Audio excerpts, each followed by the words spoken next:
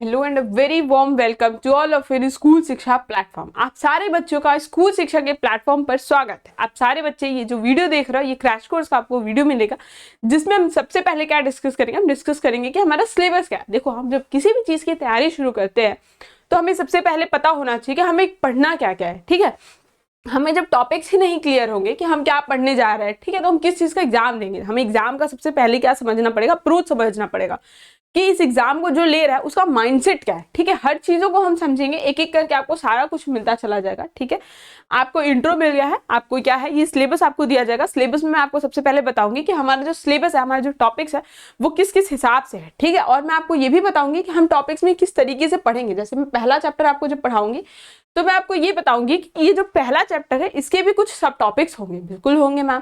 उस टॉपिक्स को हम किस तरीके से अप्रोच करेंगे, उस टॉपिक्स को हम पढ़ के किस तरीके से क्वेश्चन सॉल्व करेंगे, हर चीज हमको आनी चाहिए। ठीक है, तो धीरे धीरे मैं आपको अपने साथ सब कुछ बताती चली जाऊंगी। ठीक है, तो मैं आपकी मैथ्स मेंटर हूँ। आप मेरे साथ अग्नि बैच पे भी पढ़े हो और आप मेरे साथ यूट्यूब पे भी पढ़े हो। मैं ही आपको क्रैश कोर्स में भी पढ़ाने वाली हूँ। ठीक है, तो चलिए फटाफट से सिलेबस देख लेते हैं बिना टाइम वेस्ट किए। ठीक है, सबसे पहले आपका क्या है, रियल नंबर। रियल नंबर में आपके बहुत सारे टॉपिक्स होते हैं। जो सबसे ज्यादा इंपॉर्टेंट टॉपिक्स होता है आपके एग्जाम्स के लिए, मतलब क्लास 11th के लिए, देखिए वो क्या है, वो आपकी डिविजिबिलिटी है। डिविजिबिलिटी से बहुत अच्छे क्वेश्चंस आते हैं। ठीक है, और आपका है ये अरिथमेटिक एंड देयर एप्लीकेशंस है, इक्वली डिवीजन लेमा। लेमा से डायरेक्ट क्वेश्चंस पूछा जाता है जो कि बहुत ही इजी होता है। बहुत सारे बच्चे तो ये चीज पढ़ के नहीं जाते कि इतना इजी आएगा, लेकिन आपके एग्जाम्स में ये जो है इसका प्रीवियस ईयर आया हुआ है, मतलब इसी पे बेस्ड आपके क्वेश्चन आए हुए हैं। बहुत ही सिंपल ये टॉपिक्स होता है। ठीक है, एक्सपोनेंट एंड पावर है, अलजेब्रिक आइडेंटिटीज है। एक्सपोनेंट एंड पावर में मैं आपको बताऊं 5 to 6 हार्डली बेसिक रूल्स होते हैं। ठीक है, 5 to 6 बेसिक रूल्स आपके यहाँ पे होते हैं और आपको इन्हें पढ़ लिया आपने। आप अगर ये रूल्स पढ़ लिए, आप ये रूल्स अगर समझ गए कि अच्छा चीजें कैसे काम कर रही है ना, तो आप सारे क्वेश्चंस एक्सपोनेंट एंड पावर के लगा लोगे। ठीक है, बहुत इजी होता है। अलजेब्रिक आइडेंटिटीज में हमारे जो आ जाते हैं वो सिंप्लीफिकेशन टाइप की चीजें आ जाती है। ठीक है, बच्चों को बहुत ज्यादा दिक्कत होता है क्योंकि सिंप्लीफिकेशन वगैरह एक ऐसा चीज है ना जो 5 मिनट का ही वीडियो टीचर्स को समझाने के लिए, लेकिन अगर टीचर नहीं समझाते तो बच्चों को थोड़ा सा दिक्कत आता है कनेक्ट करने में। ठीक है, तो मैं आपको धीरे धीरे सब कुछ समझाऊंगी। हमारा जो है वो स्लाइड बनेगा पूरा प्रॉपर अच्छे से, जिसमें मैं आपको ये बताऊंगी कि देखिए इस साल में इतने क्वेश्चंस पूछे गए हैं, इस चैप्टर से इतने ही क्वेश्चंस आ सकते हैं, इसी तरीके के क्वेश्चंस आ सकते हैं, और मैं आपको सारा अप्रोच बताऊंगी। ठीक है, तो आप वेट करते रहिएगा, आपको सब कुछ बता दिया जाएगा यहाँ पे। ठीक है, पॉलिनोमियल में देखिए आपके जो सबसे ज्यादा इंपॉर्टेंट टॉपिक्स आते हैं वो आपके आते हैं zeros of the polynomial, degrees आपसे पूछी जाती है, अच्छा खासा ये पूछता है। ठीक है, फिर आपको क्या बोलता है, आपको डिवीजन एल्गोरिथम आता है। डिवीजन एल्गोरिथम आप मेरे साथ यूट्यूब पे भी क्वेश्चंस में जुड़े होंगे, जहाँ पे बहुत इजी होता है ये, लेकिन बहुत बच्चों को डाउट आ जाता है। मैं जब यूट्यूब पे भी पढ़ा रही थी, जब बैच में भी पढ़ा रही थी, तो बच्चे बहुत कंफ्यूज हो जाते हैं कि मैम ये कैसे कैसे हो गया। ठीक है, इस वीडियो में आपको, मतलब आपको जो भी क्लासेस हमारी होंगी, आपको वहां पे एकदम बेसिक से बताऊंगी। ठीक है, सब कुछ धीरे धीरे बताऊंगी कैसे हम करते हैं, किस तरीके से करते हैं। बहुत इजी टॉपिक्स होते हैं। लीनियर इक्वेशंस इन 2 वेरिएबल। लीनियर इक्वेशंस इन 2 वेरिएबल में ज्यादातर आपसे जो पूछे जाते हैं वो सॉल्यूशंस पूछे जाते हैं कि कौन सा कंसिस्टेंट है, इनकंसिस्टेंट है, और उनका ग्राफिकल रिप्रेजेंटेशन वगैरह तो नहीं आता है, बट आपके कंसिस्टेंट इनकंसिस्टेंस पूछता है। ठीक है, आपको पूछता है कि किसके इन्फिनिट सॉल्यूशंस है, मेनी सॉल्यूशंस है, वन सॉल्यूशंस है, ठीक है, नो सॉल्यूशंस है। इस तरीके से क्वेश्चंस आपको पूछता है। क्वाड्रेटिक इक्वेशन जो है आपका, इसमें आपको पूछता है कि रूट्स के बारे में। ठीक है, आपको मैं आपको इसको दिखाऊंगी प्रीवियस ईयर। आप देखिएगा रूट्स से हटके ये और किसी टॉपिक्स पे जाता ही नहीं है। ठीक है, हार्डली कभी कभी ये वाला आ जाता है कि फॉर्मेशन बता दीजिए, मेथड्स बता दीजिए, स्क्वायर वाले मेथड से। ठीक है, एक दो इसके मेथड्स होते हैं, बट आपसे वो बहुत कम पूछता है वो। ठीक है, मेथड सॉल्व करने वाले ज्यादातर जो है ये आपके किस पे रह जाते हैं, ये आपके रूट्स पे ही रह जाते हैं। तो ये जो रूट्स है ना इसका, ये बहुत इंपॉर्टेंट है।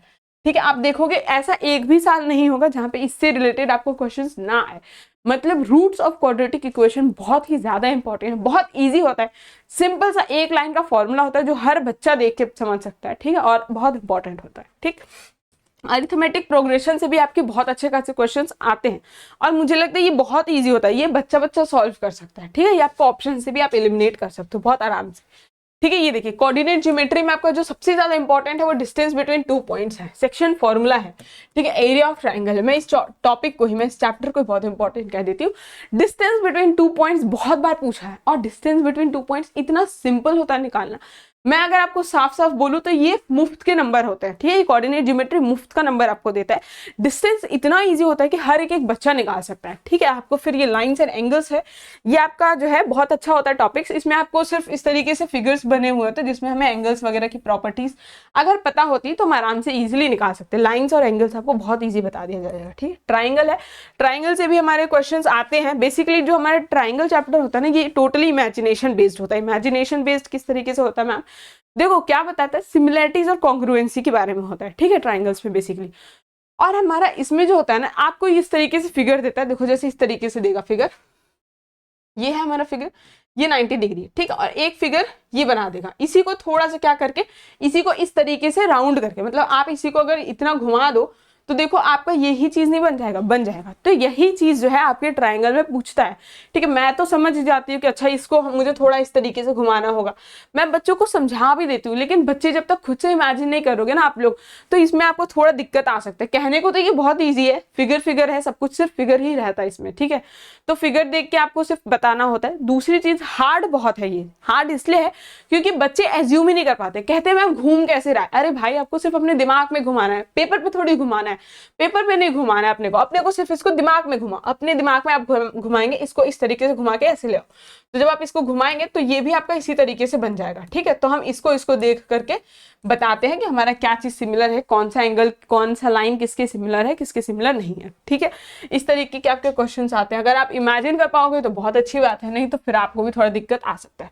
क्वाड्रिलेटरल से रिलेटेड हमारे क्वेश्चंस आते हैं, हमें 3 एंगल्स दे देता है या 2 एंगल्स दे देता है और हमसे आसपास के एंगल्स पूछता है, ठीक है। इंट्रोडक्शन टू ट्रिग्नोमेट्रीज बहुत इंपॉर्टेंट है ये। इसमें क्या है, आपका एक ट्राइंगल वाला क्वेश्चन होता है जिसमें आपको ट्राइंगल बना करके करना होता है, एक होता है आपके आइडेंटिटीज पे बेस्ड, ठीक है। तो आइडेंटिटीज वाला मैं कहती हूँ बच्चों को याद ही करना पड़ता है, क्योंकि कुछ जो आइडेंटिटीज होती है, कुछ जो फॉर्मूलाज होते हैं, आप उसको बैठ के डिराइव नहीं करोगे, ठीक है। Don't be scientist, be a normal human being. हमें साइंटिस्ट नहीं बनना है, ठीक है। हमको फॉर्मूला डिराइव नहीं करना है, हमें फॉर्मूला प्रूफ नहीं करना है, हमको फॉर्मूला पता है, हमको एग्जाम में वो फॉर्मूला पुट करके आ जाना है, ठीक है। हमें मतलब नहीं है कि वो हम उसको किस तरीके से प्रूफ कर रहे हैं, किस तरीके से प्रूफ नहीं कर रहे, ठीक है।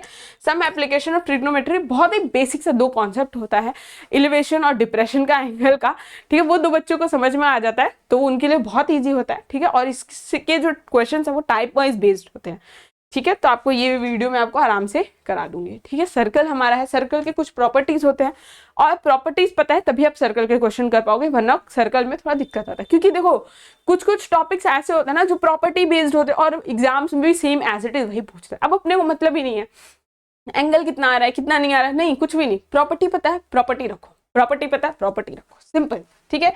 सरफेस एरिया एंड वॉल्यूम, ये जो है टॉपिक्स, एरिया एंड पेरीमीटर है, सरफेस एरिया एंड वॉल्यूम है, ये आपके कुछ ऐसे टॉपिक्स हैं जिनको थोड़ा सा समझाना पड़ता है, ठीक है।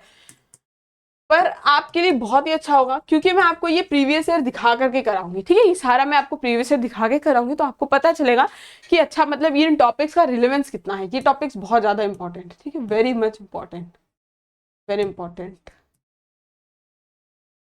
ठीक है। चलिए, स्टैटिस्टिक्स जो है आपका ये बहुत ही ईजी होता है, बस ये थोड़ा सा टाइम टेकिंग होता है, ठीक है। इसको सॉल्व करने में थोड़ा टाइम लग जाता है। आप क्वेश्चन देख करके आप उस हिसाब से डिसाइड करिएगा कि आपको इसके साथ जाना है या नहीं जाना है। मैं इसलिए कह रही हूँ क्योंकि आपको टाइम वेस्ट नहीं करना है, ठीक है। आपको टाइम वेस्ट बिल्कुल भी नहीं करना है। आप स्टैटिस्टिक्स के क्वेश्चन देखिएगा, अगर आपको लगे इजी है, मैं कर सकती हूँ थोड़े टाइम में, तो आप तुरंत उसके साथ जाइएगा। अगर आपको लगे कि टाइम लगेगा इसको, तो आप उसको स्किप करके बाकी सारे क्वेश्चन कर लीजिएगा। जब लास्ट में आपको टाइम बचे तब आप ये क्वेश्चन करिएगा, ठीक है। देखिए अप्रोच पता होना चाहिए, ठीक है। क्वेश्चन इजी है मतलब नहीं है, लेकिन हमारा टाइम कितना लग रहा है हमको वो भी मैटर करता है, ठीक है। तो मैं आपको यही सलाह देती हूँ कि आप स्टैटिस्टिक्स के जो क्वेश्चन है वो इजी होते हैं। अगर आपको लग रहा है कि आप टाइम पे कंप्लीट कर सकते हैं तो आप बिल्कुल करिए, लेकिन अगर आपको लगे कि आप टाइम पे नहीं कर सकते तो आप इसको लास्ट में करिएगा, ठीक। प्रोबेबिलिटी में देखिए कॉइन्स है आपके, डाइस है आपके, कार्ड्स हैं, बॉल बैग वाले जो प्रॉब्लम्स हैं ये बहुत ज्यादा पूछे जाते हैं, तो ये आपका बहुत इंपॉर्टेंट होता है। मैं ये बोलूँ सबसे ज्यादा ईजी चैप्टर यही होता है, वेरी ईजी, ये आपको बहुत ईजी होता है, ठीक है। तो यहाँ तक था हमारा सिलेबस का डिस्कशन, ठीक।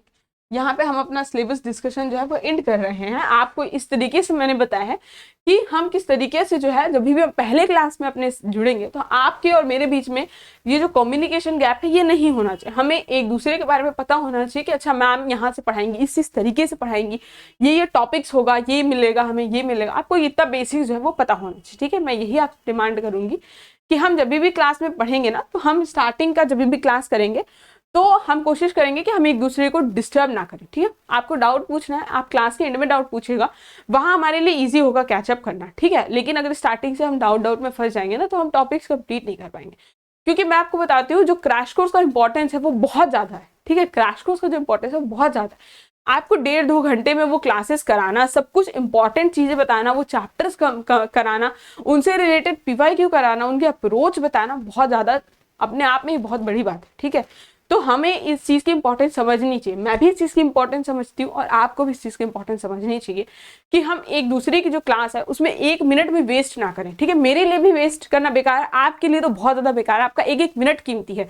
तो अगर आप हमारे साथ ज्वाइन हुए हो, तो मैं यही कोशिश करूंगी कि हम क्लास को इतना इंटरेक्टिव बनाए, इतना इंटरेस्टिंग बनाए कि आपको पढ़ाई करने का मन हो, ठीक है। जब आप उस टाइम मेरे साथ पढ़ो ना, तो आपको ऐसा फील हो कि हाँ हम पढ़ रहे हैं और मेरा मन नहीं कर रहा इस टाइम पे उठने का, ऐसा हो। 2 घंटे 3 घंटे कंटिन्यूअस पढ़ने के बाद भी मेरा मन कर रहा नहीं, मुझे अभी भी पढ़ना है, अभी भी मुझे पढ़ना है, इतना इंटरेस्टिंग क्लास बनाना है, ठीक है। तो हम डाउट जो है वो लास्ट में पूछेंगे, ताकि आप भी थोड़ा फ्री हो पाओ, रिलैक्स हो पाओ, मैं भी थोड़ा आपको आराम से बता पाऊँ, ठीक है। क्लास के बीच में डाउट पूछने से क्या होता है ना, इंटरेक्शन बंद हो जाता है, ठीक है। आगे का चीज पीछे का चीज जुड़ नहीं पाता अच्छे से। इसलिए मैं आपसे यही डिमांड करूंगी कि आपका जो भी डाउट है वो प्लीज एंड में पूछेगा, ठीक है। और ये इररिलेवेंट डाउट मत पूछेगा कि मैम CHS का एग्जाम कब होगा, मैम ये एग्जाम कब होगा, फॉर्म कब रिलीज होगा। ये सारी चीजों के लिए आपको अलग अलग वीडियो मिल जाएगा, ठीक। आपसे ज्यादा हमें इस चीज की चिंता होती है कि कभी भी फॉर्म आ रहा है बच्चों को बता दो तुरंत, ये आ रहा है बता दो बच्चों को तुरंत, ठीक है। तो आप इस चीज के लिए परेशान मत होइएगा, ठीक। क्योंकि क्या होता है, ये सारी चीजें पूछने से ना आपके साथ साथ बाकी बच्चे भी डिस्टर्ब हो जाते हैं, ठीक है। तो मैं आपसे यही डिमांड करूंगी। और आज का जो सिलेबस था हमारा वो डिस्कस हो चुका है, आप आराम से सिलेबस देखिएगा, सिलेबस के हिसाब से हम अपनी पढ़ाई शुरू करेंगे। Thank you so much.